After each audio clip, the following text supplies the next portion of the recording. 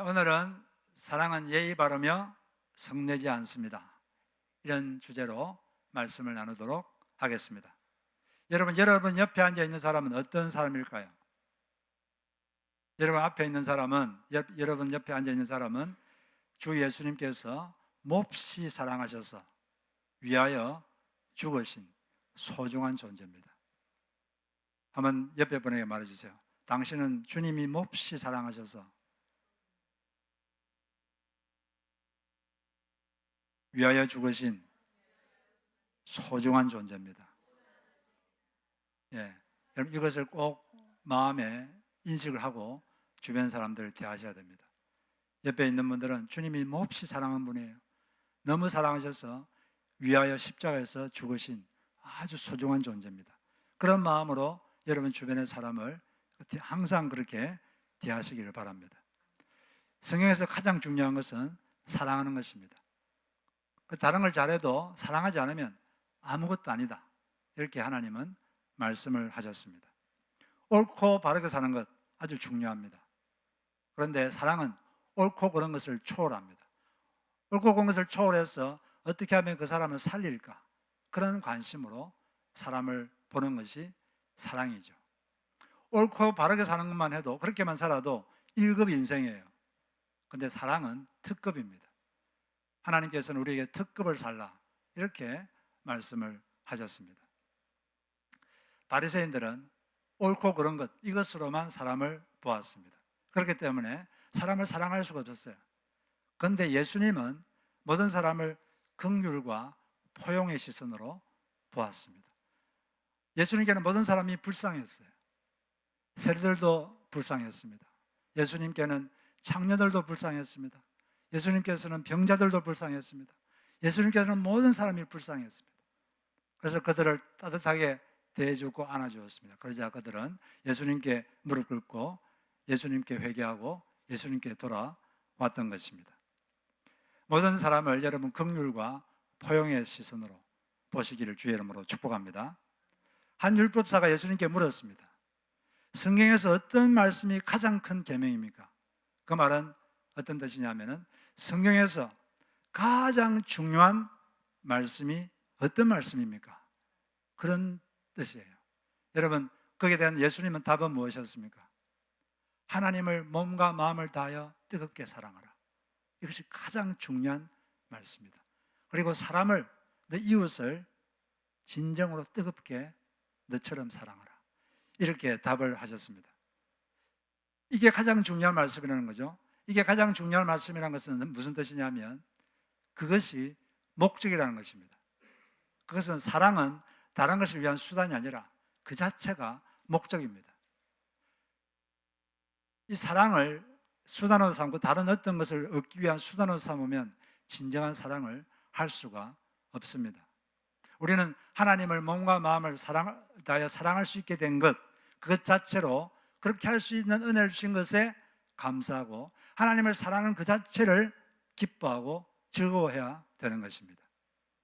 안 그러면 하나님을 진정으로 사랑할 수가 없습니다. 물론 하나님께서는 너희가 나를 사랑하고 순종하면 너가 나를 사랑한 적 내가 너를 높이리라, 내가 너를 축복하리라, 이런 약속들이 성경에는 많습니다. 우리가 하나님을 사랑하고 순종하면 하나님께서 축복하시겠다, 이렇게 성경에 약속되어 있어요. 그런데 문제는 뭐냐면 하나님께서 우리가 원하는 방식대로 그렇게 해주지 않을 때도 있고 또 우리가 원하는 때 그렇게 해주지 않는다는 것이죠. 시간의 문제, 방식의 문제가 있습니다. 하나님께서는 반드시 성경에서 하신 약속을 지킵니다. 하나님을 사랑하고 순종하면 하나님께서 축복을 하십니다. 그런데 시간이 문제예요. 지금 빨리 될 수도 있지만 또 자기가 이 땅에 살 때는 그것이 임하지 않을 수도 있습니다. 그러면 자기 자식 때에 그게 임할 수도 있어요. 자식 때에도 임하지 않으면 죽은 다음에 영원 세계에서는 확실하게 하나님께서 거기에 대한 상을 주십니다. 문제는 뭐냐면 시간 문제예요. 자신이 원하는 대로 하나님께서 움직이지 않거든요. 또 자기가 원하는 방식대로 움직이지 않기 때문에 우리가 하나님이 원하는 대로 움직여야지 하나님 우리가 원하는 대로 움직입니까? 그게 아니죠. 그렇기 때문에 뭔가 다른 걸 얻기 위한 수단으로 하나님을 사랑하게 되면 진정으로 사랑할 수가 없게 되고 잘못하면 하나님께 시험에 빠지게 되는 것입니다. 여러분, 사랑하는 것 자체를 목적으로 삼으시길 바랍니다. 하나님을 사랑할 수 있게 된 그 자체, 그것에 감사하고 그런 은혜 주신 하나님께 감사하는 우리가 되어야 되는 것입니다. 사람을 사랑하는 것도 마찬가지예요.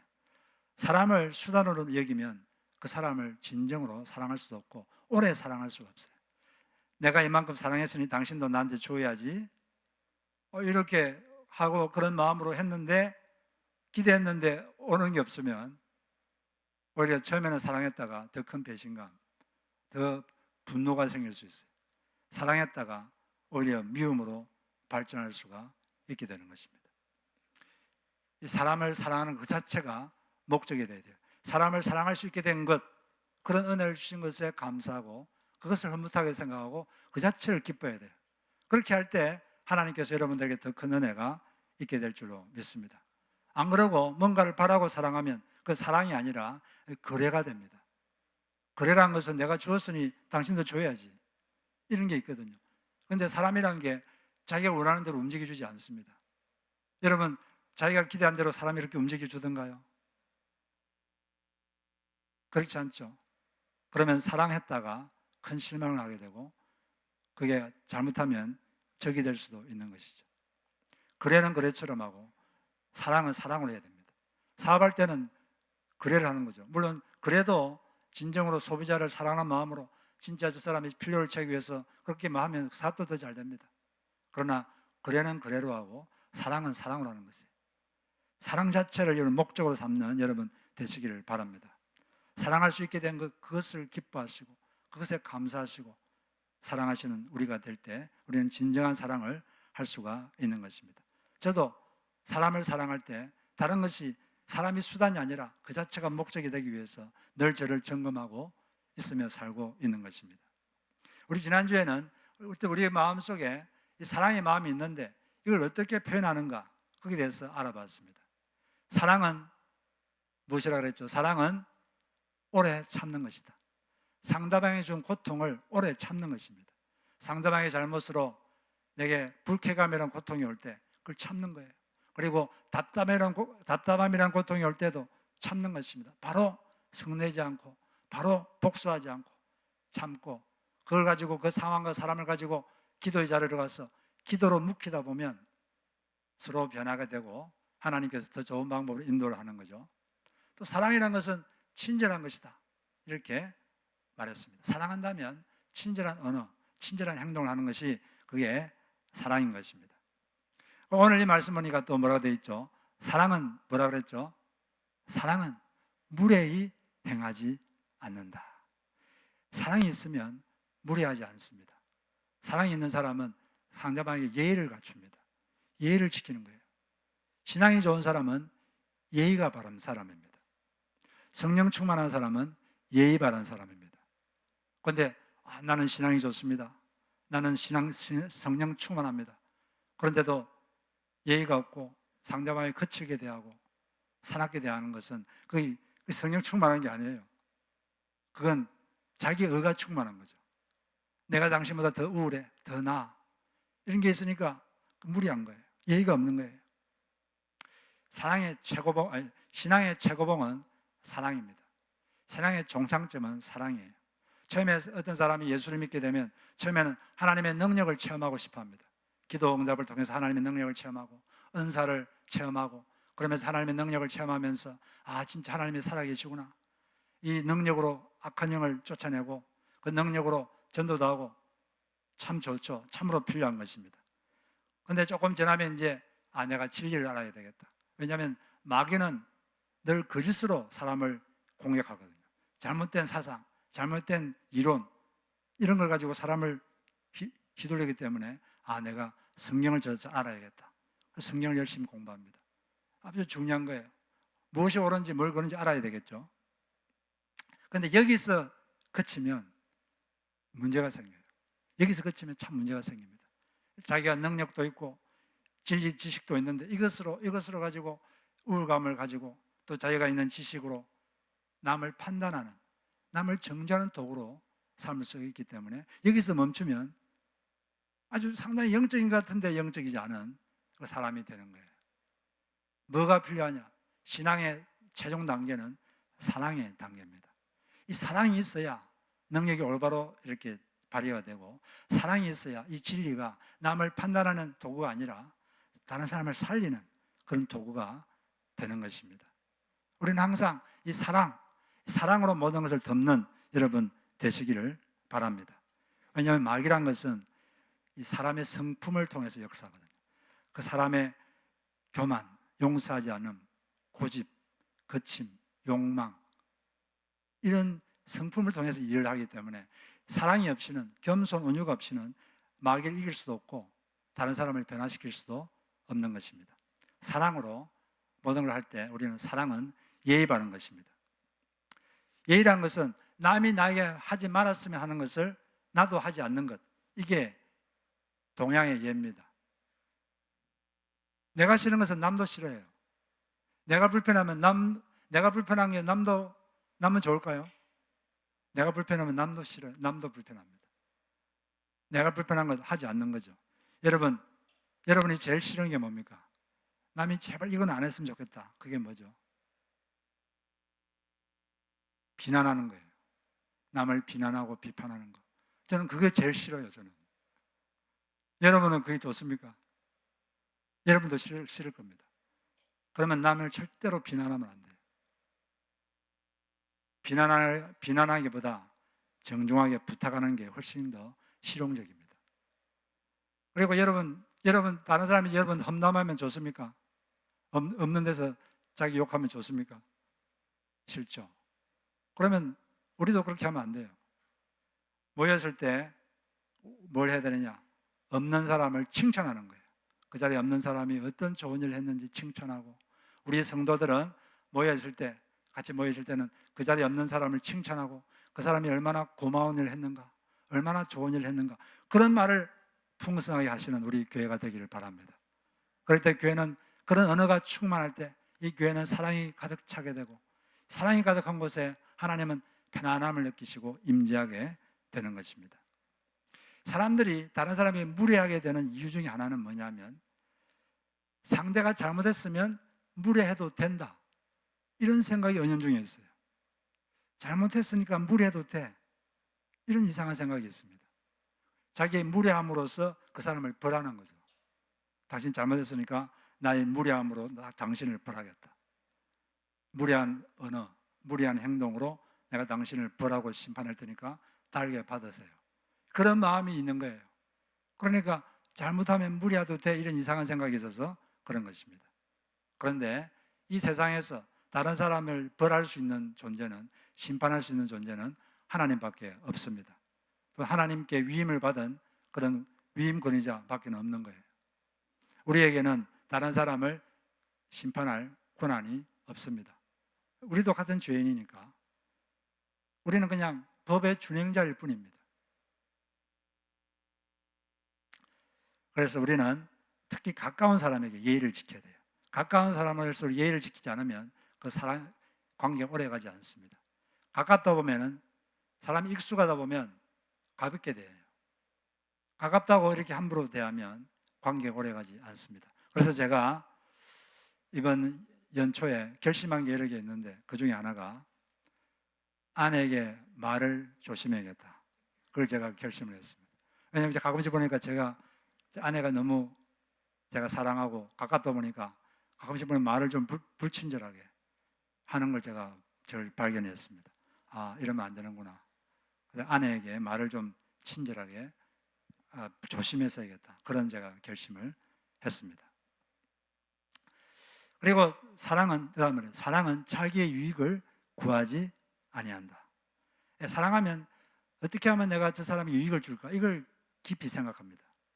부모는 자녀가 어떻게 하면 자녀가 유익할까? 그걸 깊이 생각하죠. 왜냐하면 사랑하니까. 그런데 자기 유익을 구하지 않는다 그래서 자신의 유익은 조금 더 고려하지 않는다, 그런 뜻은 아닙니다. 그래서 주석과 반전은 이 구절을 자신의 유익은 조금 더 생각하지 않는다는 뜻이 아니라고 하면서, 대신 오로지 자기 유익만 구하거나 자기 유익만 주로 생각하거나 하지 않고 다른 사람의 유익을 깊이 생각하는 것이다, 이렇게 해석을 했습니다. 맞는 말이죠. 어쨌든 사랑하면 상대방의 유익을 깊이 생각합니다. 저 사람을 어떻게 내 유익의 도구로 삼을까? 이게 아니고 어떻게 하면 내가 저 사람의 유익의 도구가 될까? 어떻게 하면 저 사람을 유익하게 할까? 이렇게 생각하는 것이 사랑인 줄로 믿습니다. 네, 그러나 이 사랑할 때는 적절한 자기 보호가 있어야 돼요. 자기의 역량, 자기 사정을 생각하고 이렇게 해야지. 안 그러면 오래 계속할 수가 없습니다. 적절한 자기 보호와 함께 사랑하고 그럴 때 우리는 깊이 오래 사랑할 수 있고, 그리고 남이 해달라는 대로 다 해주는 게 유익한 게 아니죠. 정말 유익한 게 뭔가? 그건 지혜가 또한 필요합니다.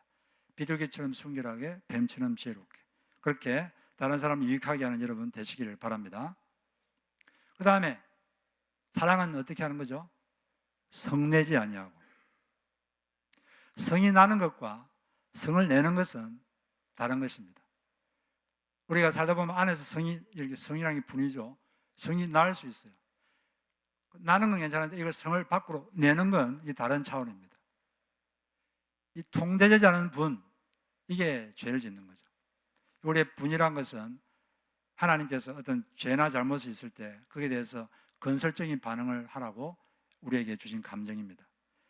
뭔가 이게 성이 나는 것은 괜찮은데 이걸 밖으로 잘못 내면 이게 죄가 되는 것이죠.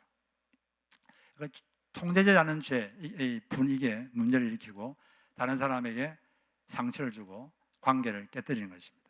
감정을 상하게 하고 자존심이 상하게 하고 그런 거죠. 성이 마음에서 이렇게 나올 수가 있어요. 근데 나올 때 그걸 바로 이렇게 표현하면 안 됩니다. 그러면 안 좋은 일이 생겨요. 잠언에도 보면, 잠언 16장 32절에 보면 노하기를 더디하는 자는 용사보다 나으니라. 그리고 잠언 15장 18절에 보면 분을 쉽게 내는 자는 다툼을 일으켜도 노하기를 더디하는 자는 시비를 그치게 하느니라. 그래서 이 성인할 때 이걸 잠시 지연을 해야 돼요. 밖으로 내는 걸 좀 지연을 해야 됩니다. 그래서 성인할 때 어떻게 되느냐? 일단 첫 번째, 일단 참으라. 일단 참아야 돼요. 바로 이렇게 하면 문제가 생깁니다. 그 학자들의 연구에 의하면 이 분노 호르몬은 15초가 지나면 대부분 없어진다고 합니다. 15초만 참으면 극단적인 상황은 피할 수가 있어요. 15초만 지나면 괜찮은데 이걸 못 참고 분이 난다고 해서 확 말을 하면 이게 극단적인 언어를 쓰게 됩니다. 그때 극단적인 언어를 사용하면, 그때 극단적인 행동을 하면 문제가 많이 생기죠. 그때 홧김에 화의 기운이 눌려가지고 자기가 본심도 아닌데 이렇게 해뱉한 말, 그 말 한마디 때문에 오랫동안 공을 들인 그 관계가 확 깨지기도 하는 거죠. 오랫동안 공을 쌓았는데 말 한두 마디 때문에 완전히 관계가 깨지는 그런 경우도 상당히 많은 것입니다. 그래서 조금 우리 참아야 돼요. 어떻게 참느냐? 사람들은 심호흡을 하라. 심호흡을 하면 좀 참을 수 있다, 그렇게 말하는 사람도 있고, 자리를 잠시 떠나라. 그리고 어떤 사람은 걸어라. 무작정 걸으면 이게 마음이 좀 차분해진다. 사람이 이렇게 화가 나면 이렇게 기운이 막 위로 올라오거든요. 근데 이렇게 좀 걸어 다니면 좀 차분해집니다. 걸어 다니면서 기도하면 어떻게 하는 것이 상대방에게 유익한가? 어떻게 하면 상대방에게 유익할까? 좀 생각을 하면 마음이 차분해지고 올바른 행동을 할 수 있게 되는 것입니다. 여러분 살다 보면 좀 승인할 때가 있죠. 근데 승인할 때 말을 하면 그 말이 아니라 그건 독입니다. 독을 상대방에 뿌리는 거예요. 그래서 승인하실 때는 일단 말을 하면 안 돼요. 입을 딱 다물어야 돼요. 여러분 코브라는 어떻게 상대방을 죽일까요? 코브라는 물어가지고 독을 주입해서 마비시킵니다. 그러기도 하고, 대치 중일 때는 상대방에게 독을 팍 쏩니다. 눈에다가 독을 쏴요. 맞으면 눈이 마비되고 그때 잡아먹죠. 성이 났을 때, 분이 확 올라올 때 그때 말을 하면 이게 독을 팍 내는 거예요. 절대 그렇게 하면 안 됩니다. 왜냐하면 사람의 뇌는 어떻게 되냐면, 사람이 어떤 감정이 팍 올라오면 사람의 그 뇌 중앙에 있는 편도체, 그게 활발하게 활동합니다. 그게 활성화돼요. 그러면은 이성적 판단을 관장하는 이 전두엽은 뇌 앞쪽에 있는데 이건 별로 작동을 안 합니다. 이 감정을 감정을 일으키는 편도체가 막 일할 때는 앞에 이성적 판단하는 이 앞부분이 일을 안 해요. 감정이 확 있을 때는 사람이 상당히 분별력이 확 떨어집니다. 자기는 자기 딴에는 이렇게 하면 문제가 해결될 거야 하고 화를 내는데 문제를 해결하는 게 아니라 문제가 더 복잡해지죠. 그래서 일단 한국 사람이 IQ가 107인데 화가 나면 IQ가 70으로 확 떨어집니다. 그때 말을 하면 안 돼요. 그래서 성이 났을 때는 내가 이걸 성을 팍 내면은 결과가 어떻게 될까? 결과를 생각하세요. 그리고 결과에 대한 두려움을 가지세요. 그리고 그 두려움을 가지고 하지 마세요. 입을 딱 다물고 가만히 있어야 돼요. 그리고 좀 생각을 해야 됩니다.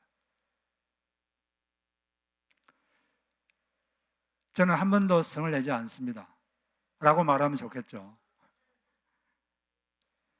근데 이번 주에도 저희 아들한테 실수를 해가지고 성을 좀 냈더니 그런 일이 있었어요. 제가 화요일 날 저녁에 잠을 자고 있는데 약 자정 11시 한 57분쯤 됐을 때 아들이 전화가 왔어요. 지금 대학교 4학년인데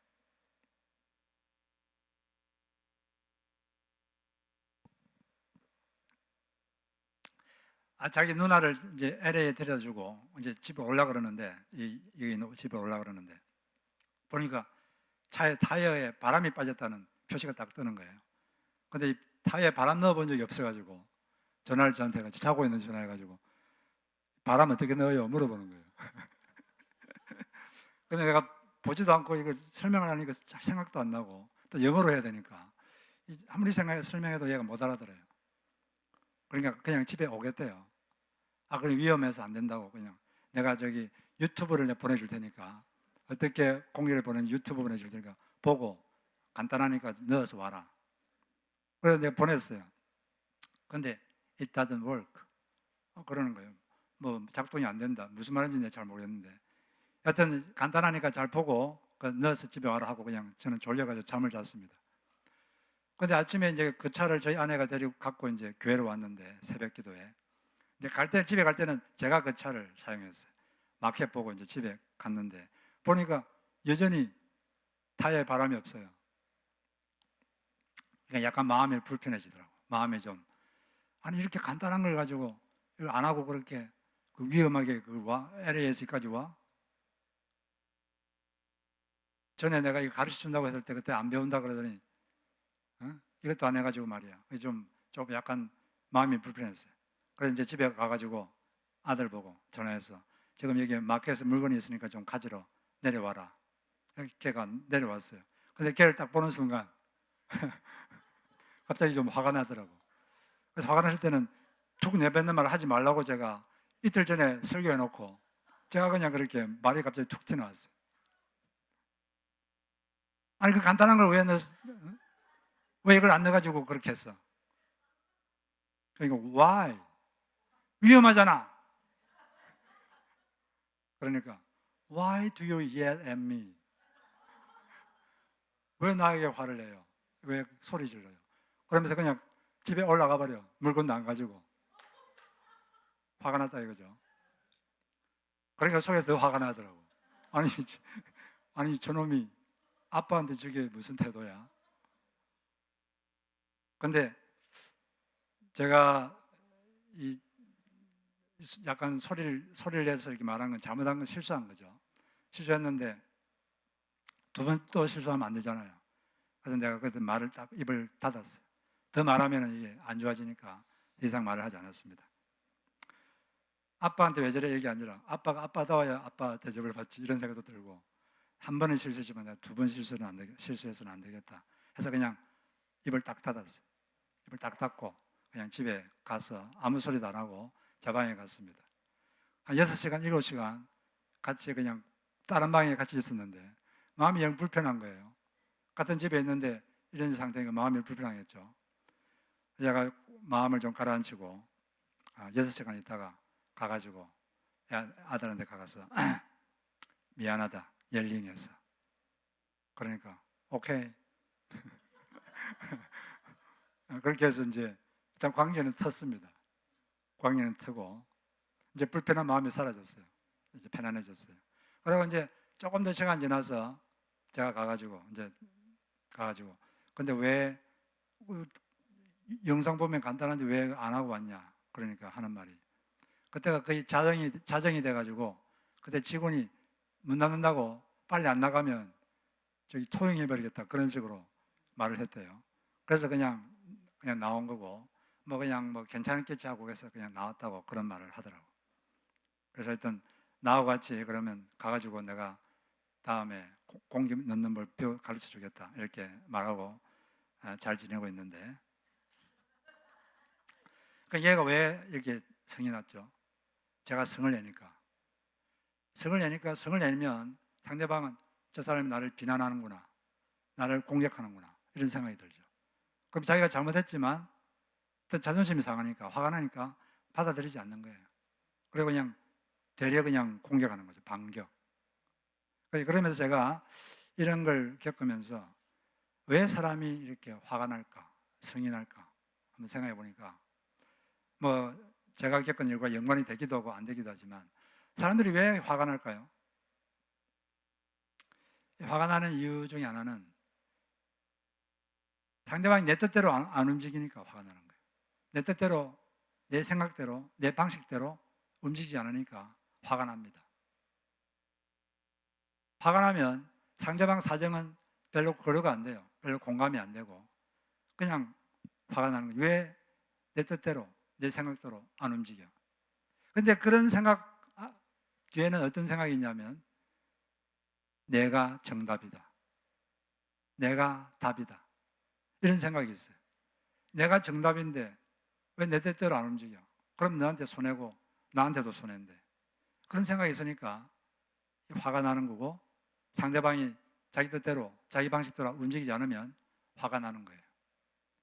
그런데 우리는 상대방이 자기 뜻대로 움직여야 된다고 생각할 필요가 없습니다. 상대방에게는 선택의 자유가 있습니다. 생각의 자유가 있고 그냥 자기 생각을 말할 뿐이지 그걸 그렇게 하려고 할 필요가 없는 거죠. 그걸 하나님께 맡겨야 되고 상대방에게 맡겨야 되는 것입니다. 그래서 말을 하는데 상대방에서 저항이 오면 잠시 생각을 바꿔야 돼요. 혹시 내가 잘못하지는 않았을까? 혹시 내가 틀리지 않았을까? 한번 생각을 해보고 혹시 상대방에게 어떤 사정이 있지 않을까? 좀 생각을 해봐야 됩니다. 그런데 상대방에게 저항이 있는데도 끝까지 그냥 밀어붙이면 다툼이 되고 싸움이 되고 관계가 깨집니다. 그래서 상대방이 저항이 오면 잠시 이렇게 멈추고 혹시 내가 잘못 생각하는 게 아닐까? 한번 이렇게 멈추어서 생각해보는 여러분 되시기를 주의 이름으로 축복합니다. 그 다음에 사랑은 악한 것을 생각하지 않습니다. 이 말은 뭐냐면은 과거에 잘못한 것, 그것을 계속 생각하지 않는다는 거죠. 과거의 잘못을 생각하지 않고 용서하고 상대방이 잘해준 것, 그걸 깊이 생각하는 것이죠. 잘못한 것은 잊어버리고 용서하고 잘해준 것, 그걸 자꾸 생각하는 겁니다. 상대방 사람을 힘들게 하는 것은 과거에 대한 기억, 고통, 이게 상처를 주고 분노를 줍니다. 그런데 그걸 잊어버려야 되는데 쉽지는 않죠. 용서가 쉽지는 않지만 사랑한다면 우리가 과거에 상대방에 대한 잘못을 잊어버리고 상대방이 잘해준 것, 이걸 자꾸 생각할 때 우리는 용서가 더 수월하게 되는 것입니다. 그리고 그 사건을 볼 때 요셉처럼 생각한 거죠. 요셉은 하나님의 시각으로 그 사건을 봤습니다. 형들의 잘못 때문에 잘못했지만 형들의 잘못 때문에 저희가 애굽에 팔려가지고 형들이 자기를 팔았기 때문에 내가 총리가 된 면도 있구나. 형들의 잘못을 하나님이 선용하셨구나. 형들의 잘못을 하나님이 일을 하는 도구가 되었구나. 그런 시각을 보니까 또 좋은 면도 있구나. 꼭 나쁜 건 아니구나. 이런 생각이 들었고 그래서 이 요셉은 형들을 더 잘 용서할 수 있었다 생각합니다. 우리도 어떤 말씀을 볼 때나 그럴 때 아까도 제가 말했지만 하나님께 질문을 해야 돼요. 퀘스천. 왜 하나님이 이 일을 허락하셨을까? 한번 질문해 보면 하나님이 답을 주십니다. 그럴 때 우리는 더 잘 상대방을 용서할 수 있고 이해할 수 있다고 믿습니다. 제가 마지막으로 한 가지 이야기만 하고 마치겠습니다. 여러분들도 아는 이야기일 텐데 이 이야기는 하나님의 용서가 얼마나 큰가, 그걸 저희들에게 말해줘요. 세상의 젊은 청년들이 유명한 해변가로 버스를 타고 여행을 가고 있었습니다. 그들은 흥분해 있었어요. 그런데 그 앞자리에 아주 허술한 옷차림을 가진 사내가 침묵하면서 창밖을 보고 있었습니다. 그 사내에게 호기심이 가서 말을 걸어봤어요. 그런데 이 사람은 어떤 죄를 짓고 4년 동안 감옥살이를 하고 지금 막 감옥을 나와서 집으로 가고 있었습니다. 그에게는 부인과 세 딸이 있었습니다. 그는 3년 전에 부인에게 편지를 썼습니다. 나는 오랫동안 집으로 돌아갈 수 없어. 나를 기다리지 마시오. 당신은 재혼을 해도 좋소. 그 후 동안 아내에게 그들은 이제 편지를 보내지 않았습니다. 그리고 추록 직전에 아내에게 다시 편지를 보냈어요. 나는 지금 고향으로 가고 있어. 당신이 만약 나를 용서하고 나를 받아준다면 그 표시로 우리 집 앞에 있는 참나무에 노란 손수건을 걸어주시오. 만약 손수건이 없으면 그냥 버스를 타고 어디론가 떠나겠소. 이런 편지를 보냈다는 겁니다.